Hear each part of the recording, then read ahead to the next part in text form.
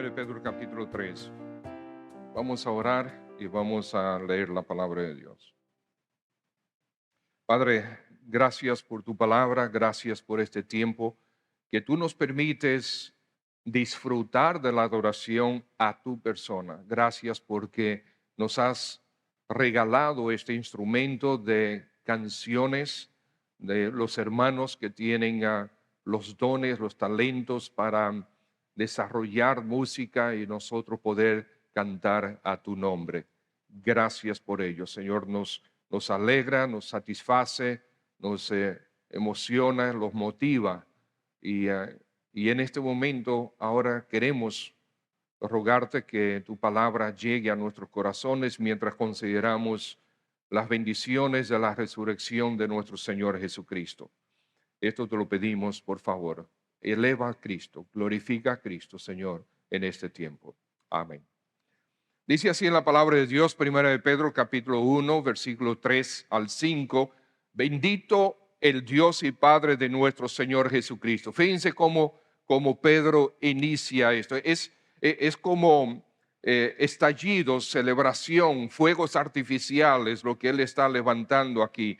Bendito el Dios y Padre de nuestro Señor Jesucristo, que según su grande misericordia nos hizo renacer para una esperanza viva por la resurrección de Jesucristo de los muertos, para una herencia incorruptible, incontaminada e inmarcesible, reservada en los cielos para vosotros, que sois guardados por el poder de Dios mediante la fe, para alcanzar la salvación que está preparada para ser manifestada en el tiempo postrero.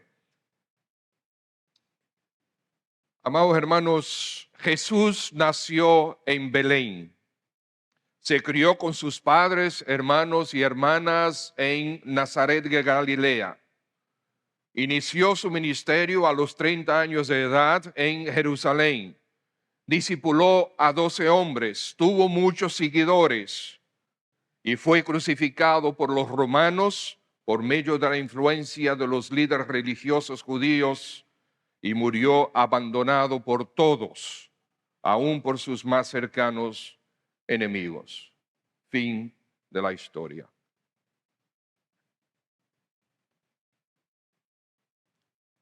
Ahí terminó la historia. Amados hermanos, República Dominicana tiene muchas playas bellísimas, atractivas. El domingo sería buen día para estar en la playa. Muchos están interesados en terminar de ver alguna serie. Otros quieren regresar a su hobby favorito. Otros quieren descansar y quién sabe qué otras cosas más. Si este es el fin de la historia, como escribe Pablo a los Corintios, comamos y bebamos, porque mañana moriremos. Si este es el fin de la historia, si la historia terminó con Cristo sepultado, comamos y bebamos porque mañana moriremos. No tiene sentido lo que estamos haciendo, no tiene sentido que creamos. Estamos creyendo fábulas. Y las fábulas son solamente bonitas para tener alguna enseñanza a los niños. Pero sabemos, amados hermanos, que el fin de la historia es totalmente diferente. El Señor Jesucristo resucitó. Aleluya. Con su poder venció la muerte, porque Él es Señor de la muerte y dueño de la vida. Este tema de la resurrección del Señor Jesús es a veces demasiado familiar para los cristianos y lo damos por sentado. Recordar las bendiciones que nos ha dado la resurrección de Jesucristo es importante. La resurrección del Señor Jesús es una verdad a ser celebrada con entusiasmo. La resurrección del Señor Jesús es una verdad a ser celebrada con entusiasmo. Aquí tenemos la carta del apóstol Pedro, la primera carta que él escribió a la iglesia en sentido general. Pero una iglesia que estaba dispersa, una iglesia que estaba siendo perseguida. Se entiende que el apóstol Pedro escribió esta carta a mediados de los años 60, cuando Nerón ya estaba en plena forma de desquicio. Fue en el año 64 que Nerón inició la persecución contra los cristianos, acusándoles de haber incendiado Roma, haber iniciado un incendio en Roma. Y entonces él inició esa persecución contra los cristianos la noche del 18 de julio, el incendio, ¿verdad? La noche del 18 de julio del año 64. Pero entre el pueblo romano surgía un fuerte rumor de que el mismo Nerón, por desquicio, había iniciado este incendio, y aparentemente esa es la verdad. Entonces, para defenderse, Nerón decidió verter su ira contra los hijos de Dios. Al parecer, Pedro escribe esta carta a los creyentes en Asia Menor de aquel tiempo. Asia Menor de aquel tiempo es donde está Turquía hoy día. La persecución era severa en Italia e iba creciendo rápidamente hacia Grecia, y de ahí pasó hacia Asia Menor y hacia Judea. Para el momento que Pedro escribe esta carta, Asia Menor, donde estaban de donde son las ciudades de Éfeso, Filadelfia, Colosas, Mileto, Laodicea, Esmirna, Sardis, Filadelfia, Tiatira, entre otras, todas esas estaban en Asia Menor. Aparentemente, para el momento que él escribe, la persecución existía, pero no estaba tan fuerte, tan recia como si estaba en Roma, en Italia. Pedro envía esta carta con esperanza en sus venas hacia la iglesia. Él escribe desde lo que él llama Babilonia, como dice en capítulo 5, versículo 13, la iglesia que está en Babilonia, elegida juntamente con vosotros, y Marcos mi hijo os saludan. Muchos comentaristas entienden que él se refiere a Roma porque no quería delatar donde él estaba. Entonces llama a Roma Babilonia. Y estando bajo esta persecución, Pedro inicia con un estallido de alabanza. Bendito el Dios y Padre de nuestro Señor Jesucristo. ¿Es nuestro Señor bendito por siempre, sí o no? ¿Y cómo nosotros podemos celebrarlo? ¿Cómo podemos celebrar que realmente nuestro Dios es bendito por siempre si no tenemos una resurrección de Cristo segura? Y eso es lo que queremos ver esta mañana, las bendiciones de la resurrección de nuestro Señor Jesucristo. Y la primera de las bendiciones es que ciertamente Cristo ha resucitado. Es un hecho.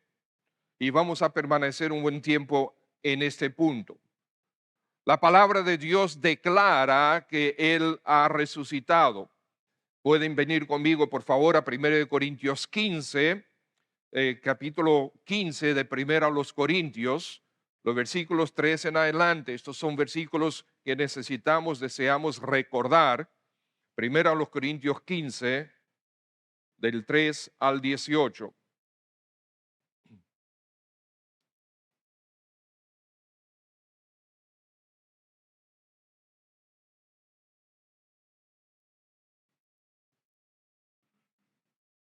Dice así, versículo 3, porque primeramente, dice el apóstol Pablo, os he enseñado lo que asimismo recibí, que Cristo murió por nuestros pecados conforme a las Escrituras, y que fue sepultado. Ese no es el fin de la historia. Dice, y resucitó al tercer día conforme a las Escrituras. Eso lo que significa es conforme a lo que se había profetizado antes, y que apareció a Cefas, esto es a Pedro, y después a los 12 discípulos. Después apareció a más de 500 hermanos a la vez, de los cuales muchos viven aún y otros ya duermen. Después apareció a Jacobo, el que era cabeza de la iglesia en Jerusalén. Después a todos los apóstoles. Y al último de todos, como a un abortivo, me apareció a mí. En ese mismo capítulo, versículo 17, 15, 17. Dice el apóstol: y si Cristo no resucitó, vuestra fe es vana, no sirve de nada. Aún estáis en vuestros pecados, no hay esperanza. Mas ahora Cristo ha resucitado de los muertos, primicias de los que durmieron es hecho. Ahora nos trasladamos a Hechos, hacia atrás, Hechos capítulo 1, el versículo 3. Bueno, vamos a comenzar con el versículo 1 al 3. Hechos capítulo 1, comenzando con el versículo 1. Lucas era médico, pero era un investigador. Él investigaba antes de escribir. Y dice, en el primer tratado, o Teófilo, eso se refiere al evangelio que él escribió, el evangelio según San Lucas. En el primer tratado, o Teófilo, hablé acerca de todas las cosas que Jesús comenzó a hacer y a enseñar hasta el día que fue recibido arriba, después de haber dado mandamientos por el Espíritu Santo a los apóstoles que había escogido, a quienes también, después de haber padecido, se presentó vivo, con muchas pruebas indubitables, apareciéndoseles durante 40 días y hablándoles acerca del reino de Dios. Entonces, la palabra de Dios, estos son solamente algunos versículos que declaran abiertamente, muy claro, que Cristo resucitó. Resucitó físicamente, resucitó corporalmente, no como algunos enseñan que Él resucitó espiritualmente. Su espíritu fue que resucitó. Si el espíritu no muere, no necesita resucitar. El cuerpo es el que muere. Pero el mismo Señor Jesucristo profetizó que Él iba a resucitar. En Mateo 16, versículo 21, dice: desde entonces comenzó Jesús a declarar a sus discípulos que le era necesario ir a Jerusalén y padecer, versículo 21, y padecer mucho de los ancianos, de los principales sacerdotes y de los escribas, y ser muerto y resucitar al tercer día. El Señor lo profetizó, lo declaró. Él dijo: eso voy a hacer. Un poquito más adelante, en el mismo Mateo, capítulo 26 de Mateo, versículo 32, el Señor les dice a los discípulos: pero después que haya resucitado, iré delante de vosotros a Galilea. Y finalmente en Juan capítulo 2, tengo a Aries haciendo ejercicio aquí. Pero si quieres, Aries, mire, si ustedes pueden moverse una silla, Aries se puede sentar al lado de ustedes y ayudarles a buscar en las escrituras. Gracias. Si no, se me va a cansar el hombre. Bien, qué bueno es escudriñar las escrituras. Juan capítulo 2, el versículo 19. Respondió Jesús y les dijo: destruid este templo y en 3 días lo levantaré. Eso fue interesante para todos porque Jesús estaba justamente frente al templo de los judíos en Jerusalén. Y este templo que había construido Herodes era 3 veces o 4 veces más grande que el templo que construyó Salomón.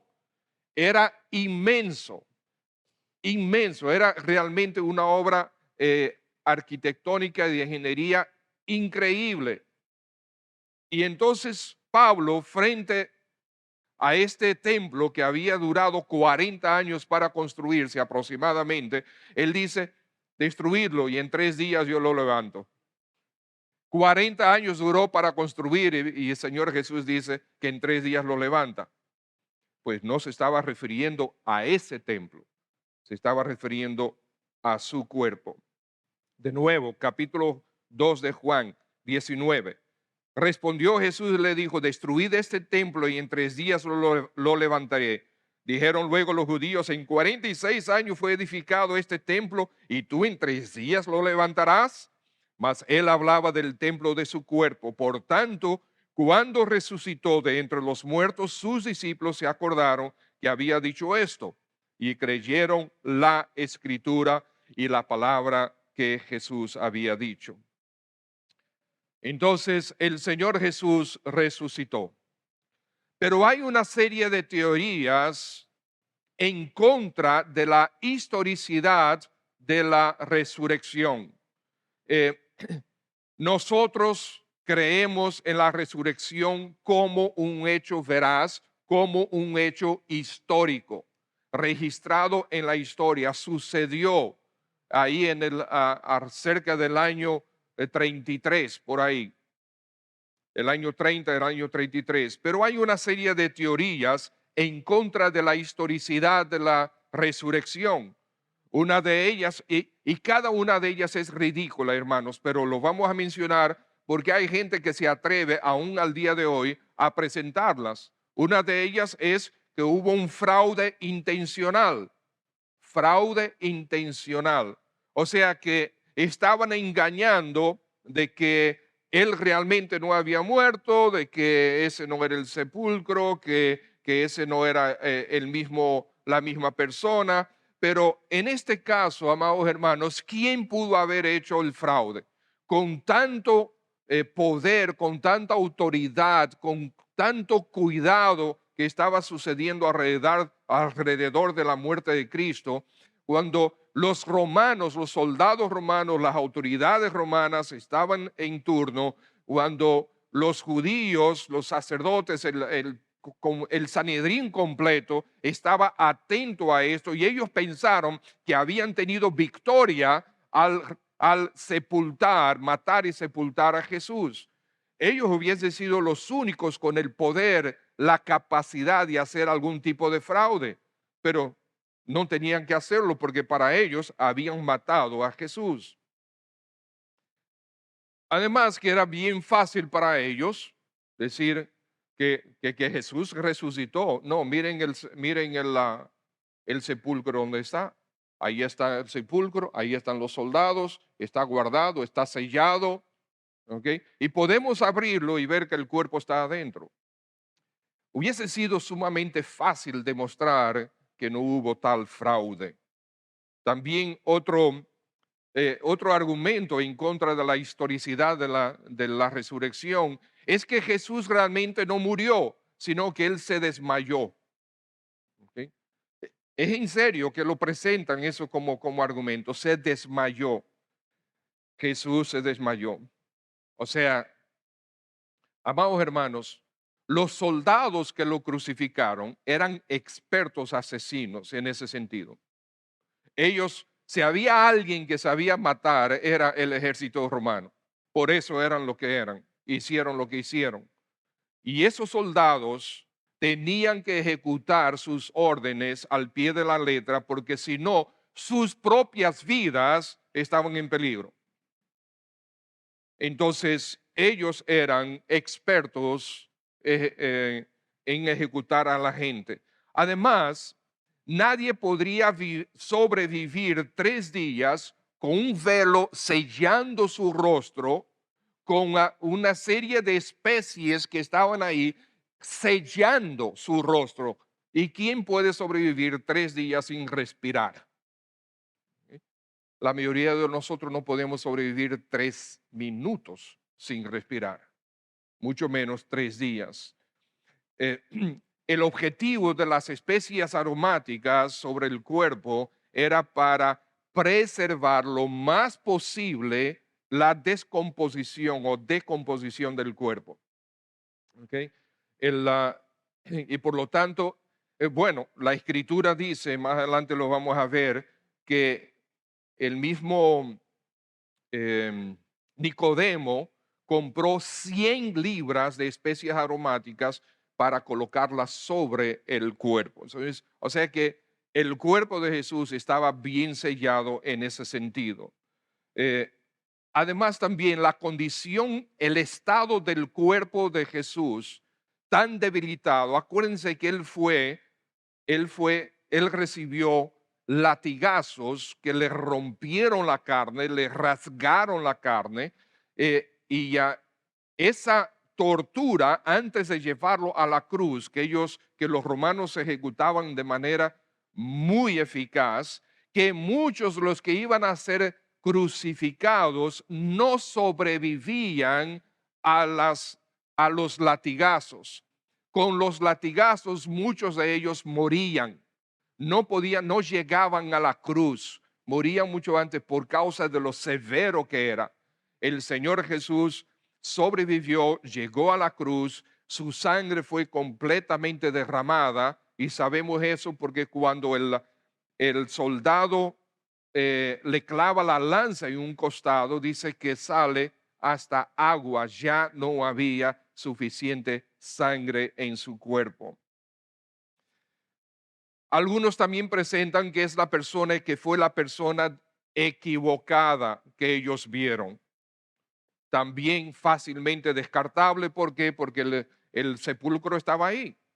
Los soldados tenían la orden de estar ahí custodiando el sepulcro. Además, el sepulcro fue colocado sobre el sepulcro un sello del rey Herodes, un sello. Ahí nadie podía romper ese sello, ni siquiera los mismos soldados.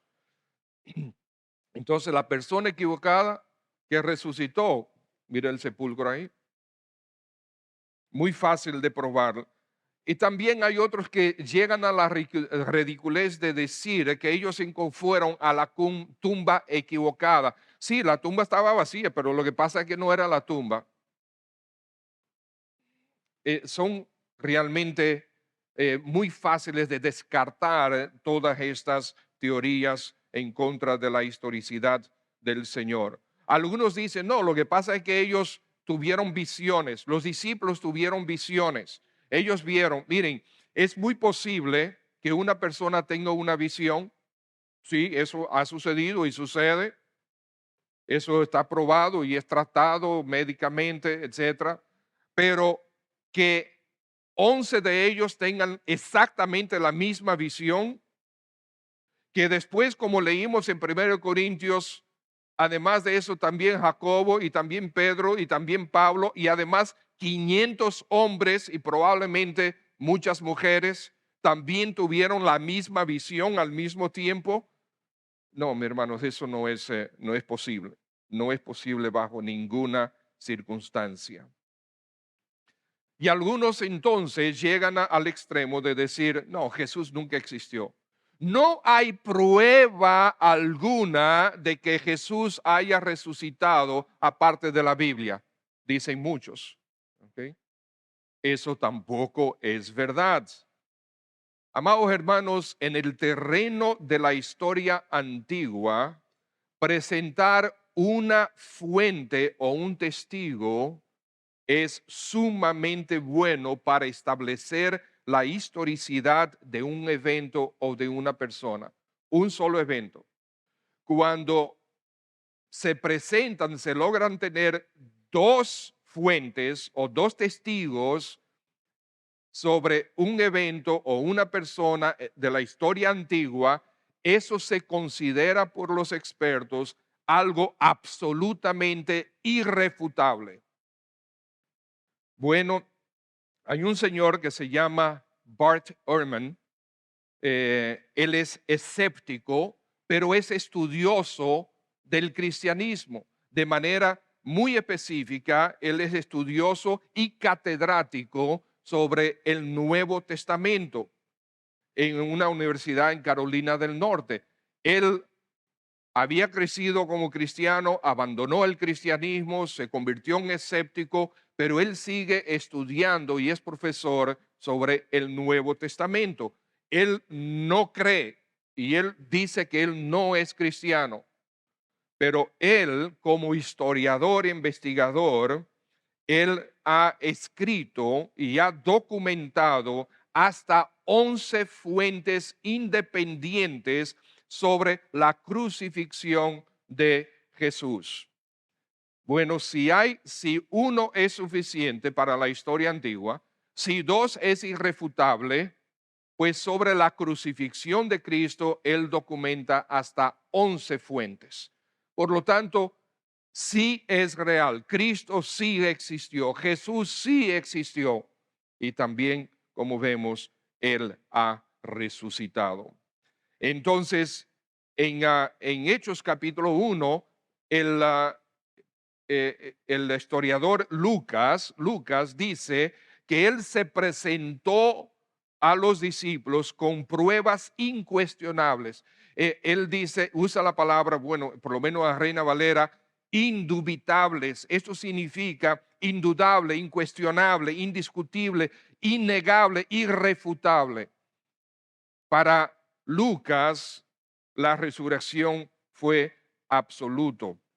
De nosotros, un evento absoluto. La cantidad de testigos, los soldados romanos guardando la tumba. Hermanos, esto no es un hecho sencillo. El hecho de que la tumba tuviera soldados romanos guardándola es algo absolutamente significativo. Nadie podía quitarlos de ahí. Ellos no se podían ir. Ellos tenían que estar guardando y me imagino que había hasta cambio de guardia porque ellos tenían que hacerlo durante mínimo 3, 4 días. No es verdad que 12 discípulos temerosos, porque ¿dónde estaban los discípulos cuando Cristo fue crucificado? Todos huyeron. ¿Y dónde estaban ellos cuando Cristo resucitó? Escondidos. Ellos estaban temerosos, llenos de miedo, no querían salir a la calle por miedo de la persecución. No es verdad que entonces estos 12 hombres, pescadores, la mayoría de ellos, se iban a enfrentar a un grupo de soldados romanos. No eran soldados cualquiera. No es verdad que ellos iban a hacerlo. También tenía el sello de rey que no se podía romper por pena de muerte. Estaba la amenaza de los principales sacerdotes, el miedo de los discípulos que estaban escondidos y la piedra sumamente grande y difícil de mover. Josh McDowell es un apologista cristiano. Él fue que escribió más que un veredicto, ¿cómo se llama? Evidencia que demanda un veredicto. Después escribió un segundo libro, Más evidencia que exige un veredicto. Y él ha escrito muchos otros libros de apologética. Hay un libro excelente, también pequeño, pero bien jugoso, que se llama Más que un carpintero, donde él hace defensa de la persona del Señor Jesucristo. Él escribe: la piedra que selló la tumba después que Jesús fuera sepultado no era exactamente el tipo de piedrita que hace saltar en una laguna. La piedra circular de 1,5 metros fácilmente, o 1,5 metros de diámetro, fácilmente puede haber pesado alrededor de 2 toneladas. Para que ustedes entiendan lo que eso significa, un Hyundai Accent pesa 1,5 toneladas, no llega a 2 toneladas. O sea, esta piedra era realmente grande. Cuando construyeron la tumba, sigue diciendo McDowell, es probable que un grupo de obreros haya puesto la piedra en su lugar porque el sepulcro se hacía un hoyo al lado de una clínica, ¿cómo se llama? de una pared, ¿cómo se llama esto? De un monte, ¿ok? Y entonces hacían un hoyo y excavaban dentro y sacaban el material de adentro y eso era escultada, muchas de las sepulturas eran hechas de esta manera, construidas de esta manera. Entonces, para sellar la puerta, para tapar la puerta, entonces ellos tenían una piedra circular y la rodaban, la colocaban sobre un, un pasillito, un caminito que estaba inclinado, que venía con inclinación hacia la puerta. Entonces colocaban la piedra ahí y le ponían un calzo para que ella no rodara. Pero una vez colocado el muerto adentro, ellos sacaban el calzo y la piedra rodaba y sellaba la tumba. Entonces, para quitar esa piedra, una de dos maneras: levantarla y sacarla, o rodarla hacia arriba. ¿Ok? Una piedra de aproximadamente 2 toneladas. Entonces, él, McDowell describe eso. Cuando construyeron la tumba, es probable que un grupo de obreros haya puesto la piedra en su lugar usando un calzo para impedir que rodara por la zanja que bajaba hacia la entrada de la tumba. Cuando Jesús fue sepultado, quitaron el calzo y la ley de la gravedad hizo el resto. Selló la tumba de modo que hubiera podido volver a abrirse únicamente con la fuerza de una cuadrilla de hombres fuertes. Por eso es que, por ejemplo, encontramos en Marcos 16 que las mujeres cuando fueron a la tumba se preguntaban: ¿y quién nos va a ayudar a abrir la tumba, a remover la piedra de la entrada de la tumba? También otra cosa es muy interesante. Cuando entraron a la tumba, ¿qué encontraron ahí? No encontraron el cuerpo de Jesús, pero sí encontraron algo: las vestimentas. ¿Ok? Las vestimentas. Estas vestimentas dejadas atrás y colocadas ordenadamente en un sitio. Ahora, una pregunta: ¿quién se roba un cuerpo y primero le quita la ropa? En este caso del Señor Jesús, era quitarle la ropa que tenía con 100 libras de especias aromáticas encima de él. ¿Ok? Además, era más fácil cargar el hombre, aunque pesara casi 300 libras, entre 4 o 5, ¿ok? que, que estar desvistiéndole para llevárselo. Pero no solamente eso, sino que la escritura dice que encontraron las vestimentas ordenadas y colocadas en un sitio. Quien se roba un cuerpo, le quita la ropa y antes de llevarse el cuerpo, un momentito, vamos a ordenar la ropa y colocarla en su sitio para que no vean que nosotros somos unos ladrones de sinvergüenza, ¿verdad? Desordenados. Hermanos, vamos a suponer que el Señor Jesús estaba bien fit y no pesaba más de 170 libras. ¿Ok? Algunos de nosotros tenemos 20 o más libras de pasados de ahí. Son 170 libras más 100 libras de especias aromáticas, son 270 libras al menos, casi 300 libras. No era tan fácil, ¿okay? Cargar un cuerpo de esa manera y hacer todo esto. Es realmente ridículo los argumentos que presentan, pero nosotros los revisamos, hermanos, justamente para que entendamos que lo que nosotros creemos es verdad. Las pruebas que puedan presentar son todas refutadas fácilmente, pero también está la audacia de los discípulos posteriores a ellos ver a Cristo resucitado. la audacia de los discípulos, el mensaje de la resurrección fue el eje principal de su predicación. El, el- el salir del escondrijo donde estaban, el salir de donde, en la casa donde estaban escondidos, para entonces lanzarse hacia la persecución de las autoridades con gozo. Y cuando eran arrestados y eran castigados, ellos salían con gozo por haber sufrido por su rey que había resucitado. También vemos el cambio de religión, entre comillas, de estos discípulos y de todos los judíos que se iban convirtiendo. Cuando vino el Señor, el Espíritu Santo, 3,000 se convirtieron el primer día, 5,000 se convirtieron probablemente el segundo día y miles de más fueron convirtiéndose, judíos convirtiéndose, dejando atrás el judaísmo para abrazar a Cristo. Hermanos, imagínense si Cristo no hubiese resucitado. Entonces tenemos aquí a estas personas donde su líder religioso, entre comillas, su líder religioso estaba muerto, pero ellos decidieron cambiar todo su sistema religioso por un muerto.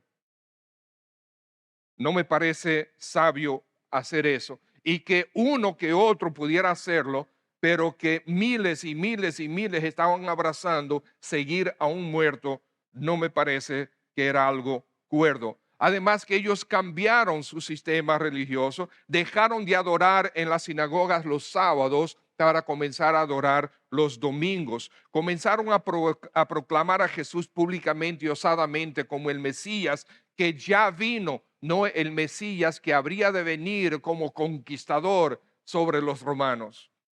Comenzaron a bautizar, lo que significa identificarse con la muerte, sepultura y resurrección de Cristo. Comenzaron a participar de la cena del Señor, que significa recordar la crucifixión, el derramamiento de su sangre en nuestra sustitución hasta que Él venga. Porque cuando nosotros celebramos la cena del Señor, que lo vamos a hacer ahorita, nosotros estamos anunciando la venida del Señor Jesucristo. Está la predicación sobre la resurrección, como ya mencionamos, que era el eje principal de su predicación, era la resurrección. Y amados hermanos, aguante un momentito, les voy a leer rápidamente algunos versículos. Hechos, los hechos de los apóstoles. ¿Ok? Esto es lo que hicieron los apóstoles después de la resurrección de Cristo y después que el Señor Jesucristo les envió el Espíritu Santo. Dice, capítulo 2, a este Jesús resucitó Dios, de lo cual todos nosotros somos testigos. Capítulo 3, mas vosotros negasteis al santo, al justo, y pedisteis que se odiese un homicida, y matasteis al autor de la vida, a quien Dios ha resucitado de los muertos, resentidos de que enseñasen al pueblo y anunciasen en Jesús la resurrección de los muertos. Eso se refiere a los fariseos y los sacerdotes.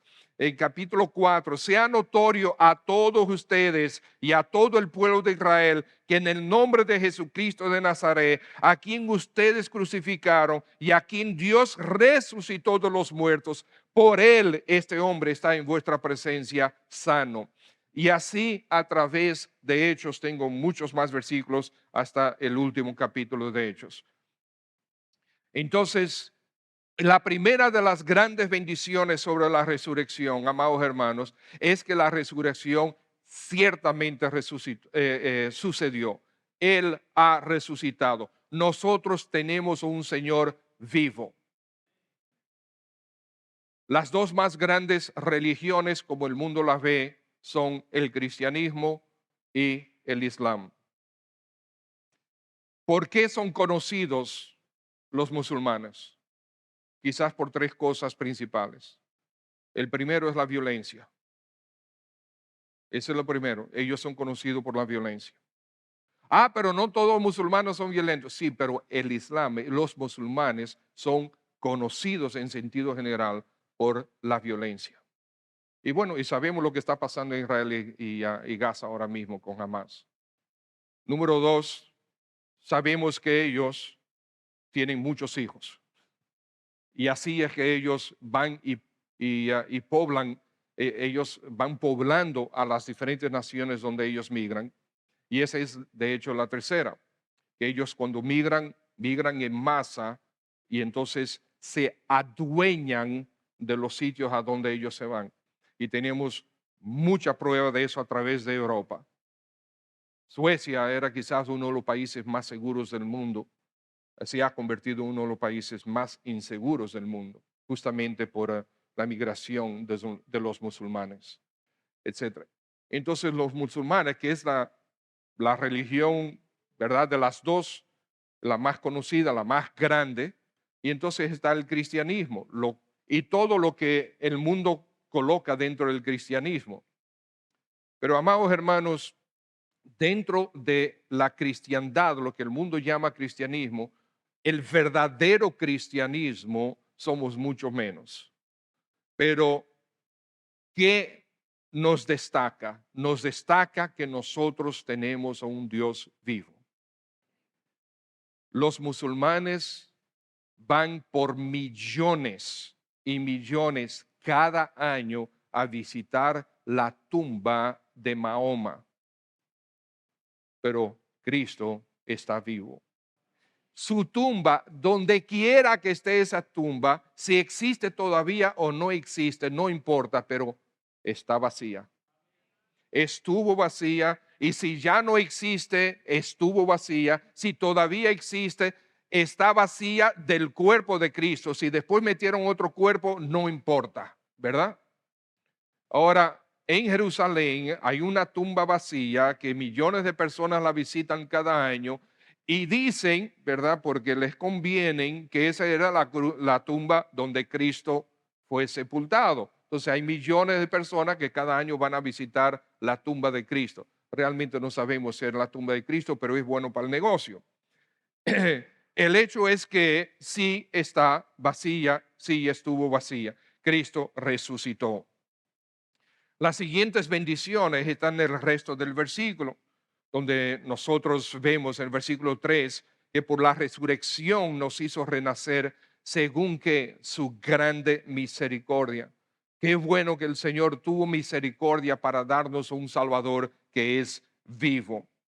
Y hermanos, las demás, yo voy a terminar aquí el mensaje, pero las demás bendiciones son para una esperanza viva. Nosotros tenemos una esperanza viva. Nuestra esperanza no es efímera, no es en una religión. Nuestra esperanza no es una religión, es una persona que vino a tomar nuestro lugar en la cruz, una persona que por su poder venció la muerte, una persona que porque es Dios, el Dios todopoderoso y dueño de la vida, nos promete vida eterna y puede realmente darnos la vida porque Él es dueño de la vida.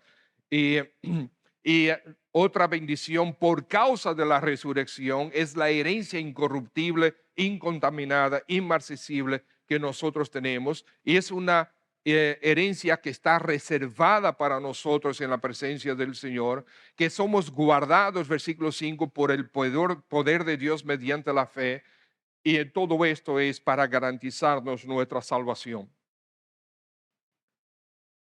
Ustedes saben que, hermanos, todos los problemas que el cristianismo ha tenido a través de estos 2 milenios, todos los problemas que ha tenido, toda la persecución que ha tenido, se debe a la resurrección de Cristo. Si Cristo no hubiese resucitado, nada de eso hubiese sucedido. Nada de eso. ¿Por qué? Una religión más. Que incluso Nicodemo le dijo al Sanedrín, ¿verdad? Señores, no se metan con esto, déjenlo. Porque si no es de Dios, esto se va a morir. Pues no se murió. No se murió. Estamos aquí. Nosotros somos resultado de esto, de 2000 años de predicación de que Cristo es el único y verdadero Salvador. Y si tú estás aquí esta mañana y todavía no has entregado tu vida a Cristo Jesús como Salvador, hazlo ahora. Él es el único que te puede traer esperanza, el único que te puede traer fortaleza, porque Él está vivo, es el único que te puede verdaderamente consolar. Tú puedes ir a su palabra que vive y permanece para siempre. Esa palabra de Cristo te consuela, te fortalece, te dirige. Esa es la palabra que te da confianza, que alegra tu corazón, que da dirección a tu vida. Esa es la palabra que dice que tú por tu pecado irás al infierno, pero el Señor Jesucristo quiere darte salvación. Por eso Él murió por ti, por eso resucitó. Cristo es el único que puede perdonar tus pecados, el único que puede darte vida eterna. Es el único, por el único que está vivo. Ven a Él. Y si estás aquí esta mañana atribulado, si estás con falta de paz, si estás inseguro, ven a Cristo. Es el único seguro, la única fortaleza que realmente tenemos en esta vida y para la eternidad.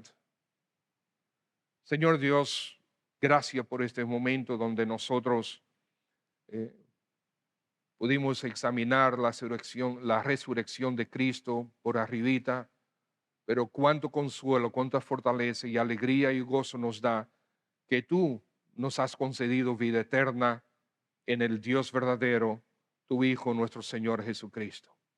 Gracias, buen Padre. Bendito sea tu nombre por siempre.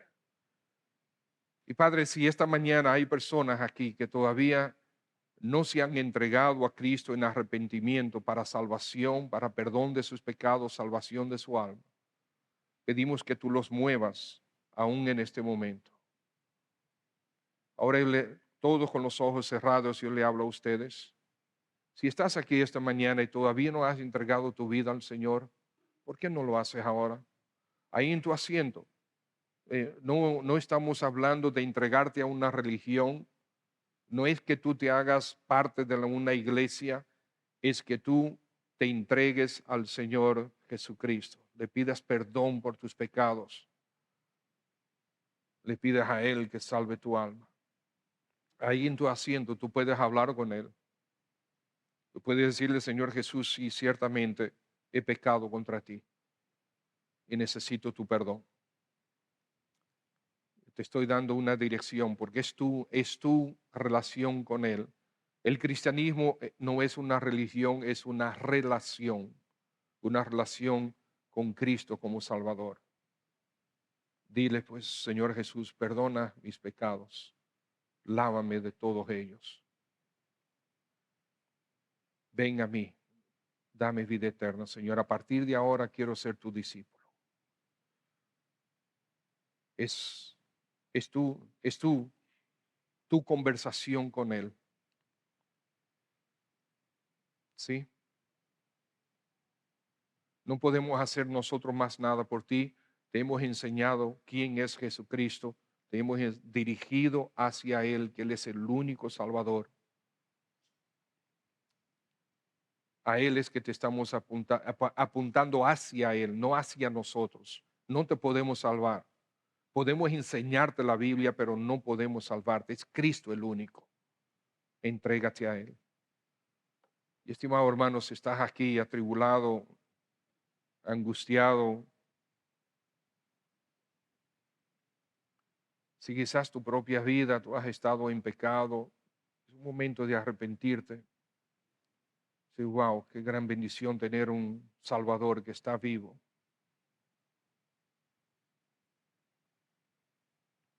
Padre, trata con cada uno como nosotros necesitamos. Y sea la gloria para Cristo Jesús. Por Él y para Él pedimos estas cosas. Amén.